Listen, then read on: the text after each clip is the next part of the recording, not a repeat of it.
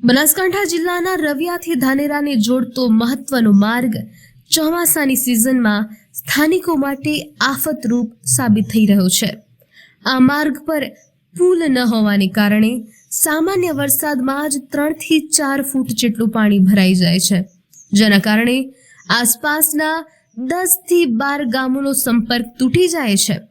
વરસાદથી થોડી ઘણી શરૂઆત થતાં જ આ રસ્તો જાણે કોઈ વહોડામાં ફેરવાઈ જાય છે અને વાહન વ્યવહાર પણ સંપૂર્ણપણે ઠપ થઈ જાય છે।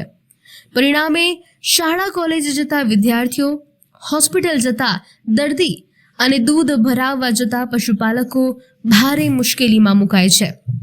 ખાસ કરીને કોઈ ગર્ભવતી મહિલાને પ્રસૂતિ માટે લઈ જવાની હોય કે અંતિમ યાત્રા માટે જવાનું હોય ત્યારે ગ્રામજનોએ ભારે વેદના સહન કરવી પડે છે। સ્થાનિક નેતાઓ અને અધિકારીઓ સામે રોષ વ્યક્ત કરતા ગ્રામજનો પૂછી રહ્યા છે કે શું આ ગામના લોકો ટેક્સ નથી ભરતા કે વોટ નથી આપતા? નેતાઓને માત્ર ફોટા પડાવવામાં જ રસ હોય તેવું જણાઈ રહ્યું છે। વર્ષો જૂની આ માર્ગ પર પુલ બનાવવાની માંગ જો વહેલી તકે સંતોષવામાં નહીં આવે તો આગામી દિવસોમાં ઉગ્ર આંદોલન કરવાની ચીમકી પણ ગ્રામજનો દ્વારા ઉચ્ચારવામાં આવી છે।